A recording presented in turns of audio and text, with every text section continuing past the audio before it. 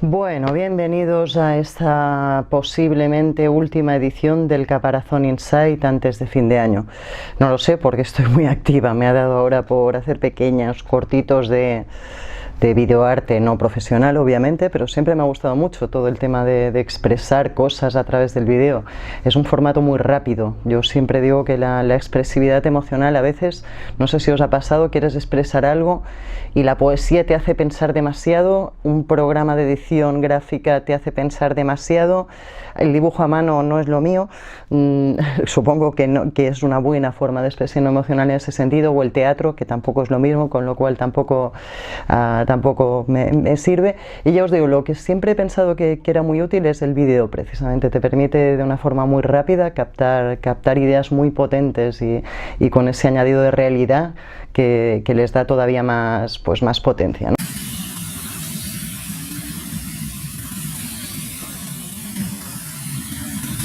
En fin, vamos a hablar de lo que tenía pensado hablaros hoy.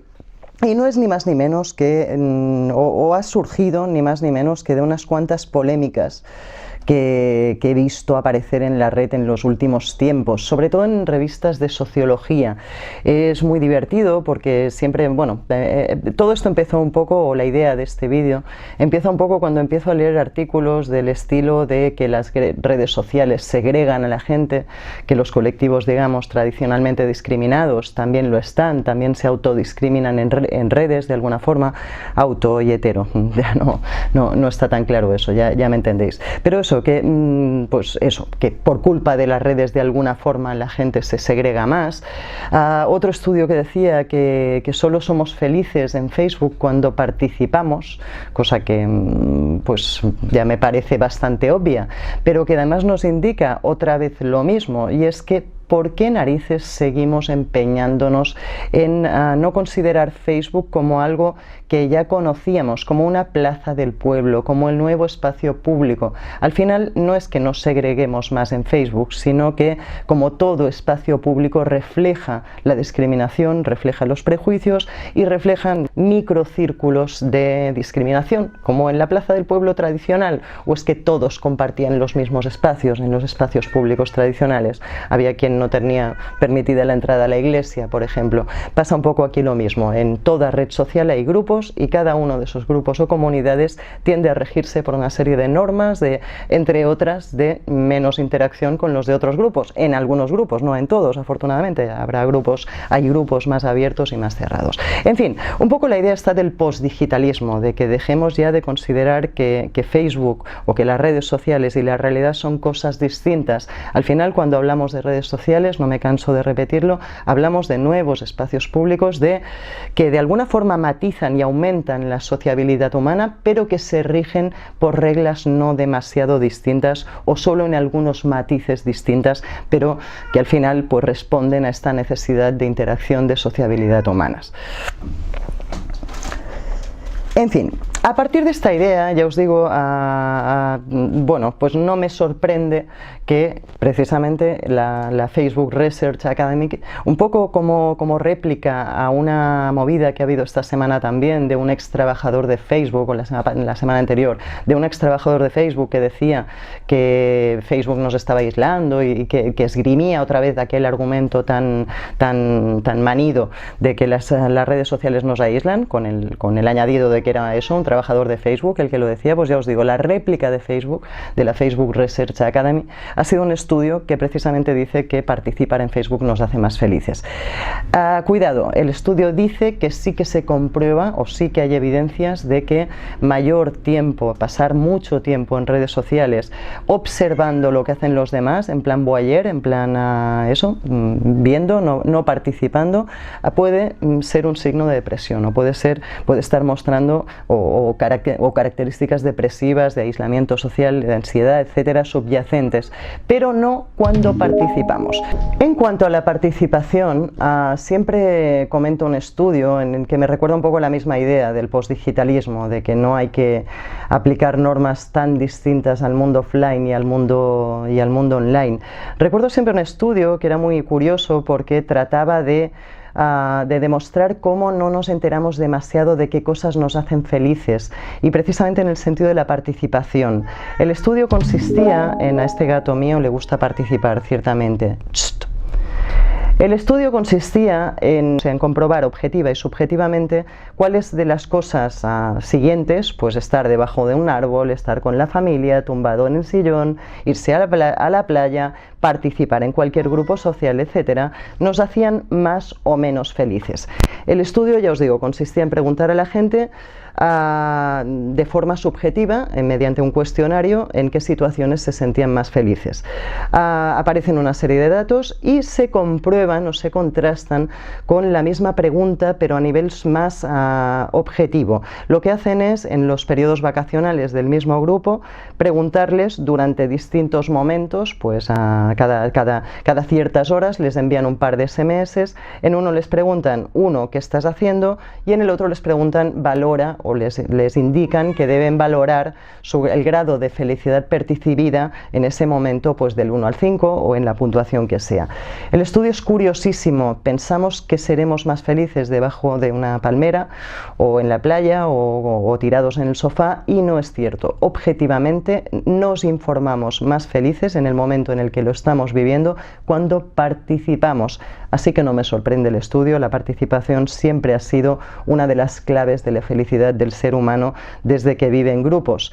Y siempre digo que precisamente si yo, como psicóloga interesada en la felicidad del ser humano, estoy aquí en internet y hablando de redes sociales, es precisamente por su carácter de tecnologías para el empoderamiento y la participación. Esto es nuevo. Antes no participábamos tanto en espacios públicos como privados como ahora, y esto tiene el potencial de hacernos más felices como seres humanos, y además de cambiar de una forma colectiva una sociedad pues que tiene múltiples deficiencias, como sabéis. Está claro, son nuevos espacios públicos, y la diferencia es que están regulados, o quien los diseña no es lo público. Ese es el tema y ese es el problema y ese es el motivo de este video. Al final he estado leyendo por ahí sobre el tema y todo el mundo concluye en que sería necesario de alguna forma exigir a las redes que actuaran como diseñadores sociales de la felicidad humana. Esto, aparte de ambiguo, me parece hasta peligroso. No creo que se trate de asesorar, creo que se trata de controlar y diseñar socialmente desde lo público esta determinada configuración de las redes que hace que tendamos a hacer en ellas unas cosas u otras. Al final, si os dais cuenta, las cosas funcionan en el mundo offline de la misma forma. Cuando uno diseña un espacio público, cuando un ayuntamiento, cuando el Ayuntamiento de Sevilla diseñó la Alameda, mi querida Alameda en otra época, ya no, pues aquí ya os adelanto un poco el tema. Cuando uno diseña un espacio público, la configuración de dónde están los bancos puestos, la arquitectura del lugar, el diseño arquitectónico del lugar, la situación de los edificios, determina cosas, determina determinadas actividades sociales que después se van a llevar a cabo en ese espacio. Ya se diseña para que en esa ciudad se reduzca una determinada problemática o se genere una nueva oportunidad, lo que sea. En el caso de la Alameda, sabéis que en Sevilla era un barrio bastante peligroso. Era un barrio pues muy bonito, muy bohemio, muy tradicional, pero con ciertos índices de delincuencia que el ayuntamiento quería recortar o quería mejorar. ¿Qué han hecho? Poner columpios, poner una comisaría de policía, asfaltarlo todo, cemento más que tierra, en fin, una serie de elementos que lo que han hecho pretendidamente es atraer a otro tipo de público hacia ese lugar. Hay muchos ejemplos. Delante de mi casa mismo hay un ejemplo. Me han estado reformando una plaza que antes era más peligrosa, pues ahora, para evitar cierta peligrosidad que todavía había en esa plaza, quedaba así como en un hoyo, como por debajo de tierra, se ha nivelado la plaza, se han puesto columpios, también una pista deportiva que ya incita a una serie de usos. Estos usos, al final, recordáis que Marshall McLuhan decía que el medio es el mensaje. El medio no determina el mensaje, es una bonita frase, pero creo que no determina absolutamente el mensaje. El ser humano sí determina domina seguro que absolutamente el mensaje, pero no exactamente el medio no deja de ser una invención humana. Lo que sí hace es crear tendencias. Creo que era Latour que ya aligeraba un poco la expresión del medio es el mensaje, y otros autores que hablaban de affordances, de un poco de que cada objeto, cada diseño, cada estructura, cada servicio, en el fondo lo que hace es incitarte a hacer unas cosas y no otras. No es lo mismo comprarse una paella, una sartén, que comprarse una pistola. Las affordances, lo que uno tiene ganas de hacer, o lo que a uno se le ocurre hacer, mejor dicho, con esos instrumentos es distinto en un caso y en el otro. Freír un huevo versus lo de la pistola no creo que sea exactamente para jugar al parchís. O sea que ya os digo, cada cosa tiene sus affordances. Teniendo en cuenta que las redes sociales son espacios públicos que determinan la felicidad humana, entre otras muchas importantes cosas, creo que esas affordances deberían ser previstas y controladas y creadas. Las reglas deberían ser creadas. Creo que en lo que serían las reglas arquitectónicas en clave digital podríamos llamarlo algoritmos, o sea, esos algoritmos que determinan los usos de cada red social deberían ser intervenidos públicamente, si no públicos. Evidentemente, proponer que ahora vengan los estados y se hagan dueños de Facebook, YouTube y demás, o los ciudadanos en unas democracias evolucionadas, con democracias directas, y que montemos gobiernos participativos en todas estas redes, es una utopía. Evidentemente no estoy diciendo eso, pero sí que si son tan importantes esos espacios para crear nuestras futuras identidades como seres humanos y nuestra felicidad, evidentemente esos algoritmos deben estar tremendamente controlados e informados tanto por científicos sociales como por la voluntad popular. La forma que pueda tomar eso no la sé. En los artículos que he ido consultando se habla de asesoramiento y ya os digo, para mí se quedan cortos. Para mí deberíamos ir bastante más allá. En el estudio de participación veíamos un ejemplo de cómo diseñar Facebook de determinada manera podría hacer que la gente tendiera a participar más y por lo tanto, o sea, se puede diseñar esa participación. Muchos nos dedicamos a dinamizar espacios y a estudiar la participación, tanto a nivel de comunidades digitales como de muchos otros espacios. O sea, se puede dinamizar esa participación con teorías antiguas de psicología social y con nuevas teorías, ya os digo, derivadas de cómo vamos analizando las redes y vemos que interactúa la gente. Esas plazas del pueblo son observables, podemos hacer reglas y leyes con ellas, se puede observar esa participación y se puede modificar. Vuelvo a insistir, en pro o en la búsqueda de esa felicidad del ser humano, o en la búsqueda de esa mejora de las sociedades en general o de nuestro bienestar en general. Creo que sería muy interesante, ya os digo, que se hiciera redes más participativas o muchas otras cosas. Leía otro sobre el artículo que os mencionaba también al principio de la segregación, pues un poco lo mismo. Al final que estamos, yo siempre digo que cuando estamos en redes sociales no hablamos en público, hablamos en red. O sea, uno nunca sabe dónde va a ir a parar su mensaje, uno nunca sabe cuál es el destinatario de su mensaje. Facebook, YouTube, cualquier red social, Twitter, etcétera, lo que hacen es aglutinar enlaces de otras muy distintas redes sociales. Son entornos colapsados, que se dice, son entornos caóticos en los que genera muchísima inseguridad, o debería incluso generarla como consejo, participar, porque no sabes nunca el alcance que va a tener ese mensaje, sobre todo si uno pertenece a un colectivo discriminado. No me extraña, por lo tanto, que sí sea cierto que se detecte segregación o aislamiento o autoexclusión de determinados colectivos en redes sociales. Los mismos que fuera, o los mismos que no dirían en voz alta, o que quizás sí dirían en la plaza del pueblo en voz alta algo porque están rodeados de los suyos, pero no lo dirían en voz alta en cualquier red social porque saben que, a pesar de ser una plaza del pueblo, su alcance es absolutamente incontrolable. Estos colectivos, pues ya os digo, pueden estar más calladito en redes y podemos estar viviendo menos diversidad de opinión por culpa de que esos colectivos tienen más miedo a participar que otros. Podríamos modificar el algoritmo en el aspecto de incluir mejor, de hacer a la gente más feliz vía la participación, o podríamos hacer cosas como intentar equilibrar ese absoluto desnivel de riqueza-pobreza en el mundo. La teoría está del 80-20, de que el 80% de la riqueza del mundo es acumulada por el 20% de las personas, siendo muy optimistas. Tiende a perpetuarse, tiende a ir a más, cada vez son menos los que tienen una porción mayor de la riqueza del mundo, con lo cual vivimos en mundos cada vez más desiguales, en ámbitos cada vez más desiguales. Esto de alguna forma también podrían contribuir a solucionarlo unas redes sociales diseñadas desde principios más equitativos y que, por ejemplo, no favorecieran el contenido de los más fuertes por encima del contenido de los más débiles. Cuando abrimos una red social, Twitter, Facebook, la que sea, vemos siempre lo más visto. Esto tiende a perpetuarse, es un círculo vicioso que hace que solo aquellos que tengan determinado poder de difusión, aquellos que tengan muchos suscriptores, en este caso aquellos poderosos también del mundo offline, ahí tenemos medios masivos, periódicos, televisiones, etcétera, pues todos esos tengan muchísima más audiencia, muchísima más posibilidad de hacer llegar su mensaje a muchísima más gente que otros más pequeños.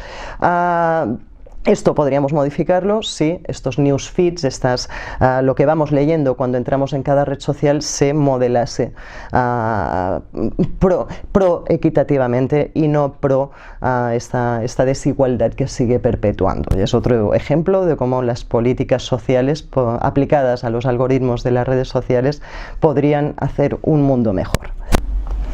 Bueno, al final supongo que lo que propongo es que los datos sociales de Facebook anonimizados obviamente deberían ser de servicio público, este Big Data social que siempre digo que haría evolucionar a la felicidad humana y el conocimiento de las sociedades, las formas de organización, etcétera, no solo la felicidad, sino también el conocimiento, etcétera.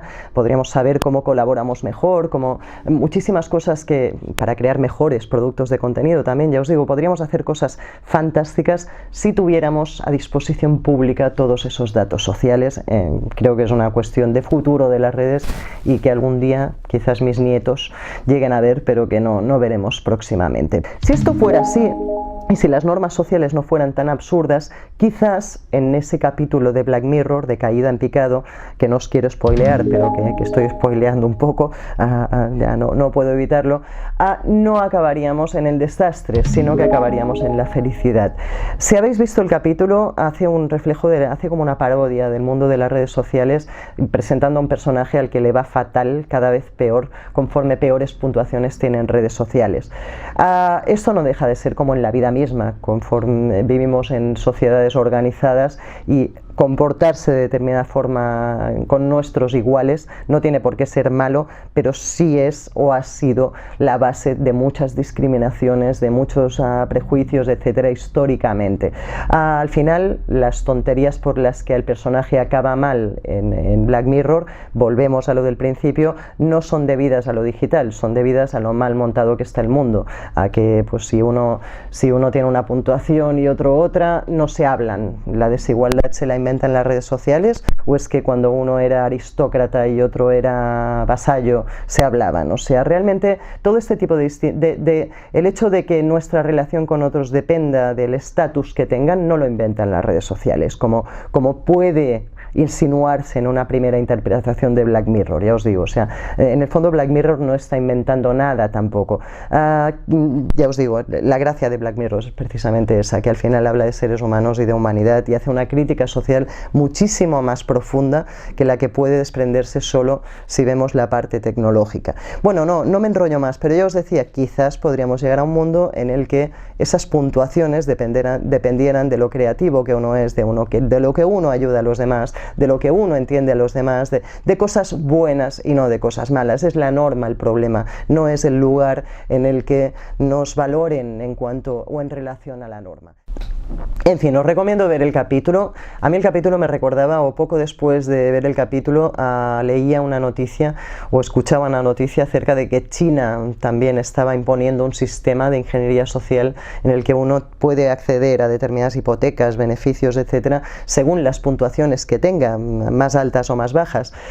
Tampoco es nada nuevo, uno no puede acceder, o yo recuerdo la última hipoteca que solicité dependió de mi nivel de ingresos. Cuando más tienes, más te dan. O sea, los los diseños sociales de las cosas tienden a perpetuar cosas muy feas. Volvemos a lo que os decía, el problema es en qué normas basamos esos diseños, y si pudiéramos intervenir en esa norma todos los seres humanos de una forma más equitativa, o si esa norma o ese algoritmo pudieran estar controlados por principios más éticos desde instancias públicas, ciudadanas, etcétera, todo iría mejor y Black Mirror tendría un final muy positivo y no tan negativo como lo tiene.